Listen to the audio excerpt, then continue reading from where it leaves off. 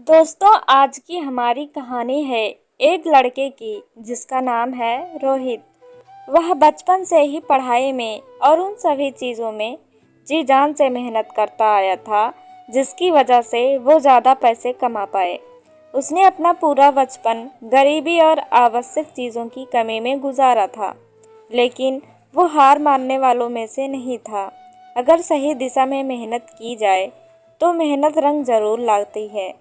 रोहित भी पढ़ लिख कर इस काबिल बन गया कि उसे किसी अच्छी मल्टीनेशनल कंपनी में नौकरी मिल सके, और उसे एक अच्छी नौकरी मिल भी गई। रोहित ने एक एक करके अपने सारे सपने पूरे करने का सफ़र शुरू किया। पहले छोटे छोटे सपने पूरे किए, फिर सही उम्र होने की वजह से शादी कर ली। अगले ही साल एक सुंदर बच्चे का बाप भी बन गया। लेकिन इन सब में उसके सपने पूरे करने का सफ़र रुक गया। उसे इस बात का कोई मलाल नहीं था, लेकिन बचपन से लेकर जवानी तक उसका एक बहुत बड़ा सपना, एक अच्छी कार लेने का, वह हमेशा उसके दिमाग में चलता रहता था। बचपन से लेकर आज तक जब भी वह किसी अच्छे कार को रास्ते से गुजरते हुए देखता तो पल भर के लिए वहीं पर रुककर उसे ताकता रहता। जैसे जैसे दिन बीते जा रहे थे, उसका यह सपना उसे सोने नहीं दे रहा था। उसने इस सपने को पूरा करने की ठानी और थोड़े थोड़े पैसा जमा करना शुरू किया। कुछ वर्षों में उसने इतने पैसे जमा कर लिए कि वह अपने सपनों की कार ले सके।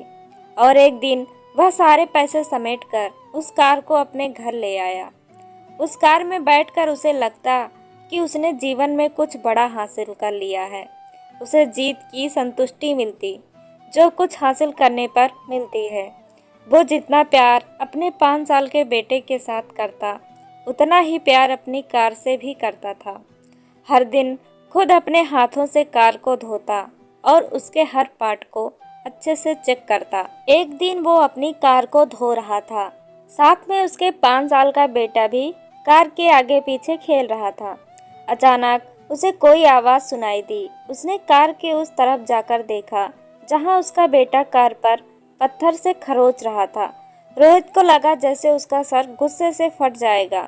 उसने बेटे को हाथ को काफ़ी जोर से पकड़ा और उसे बुरा भला कहने लगा।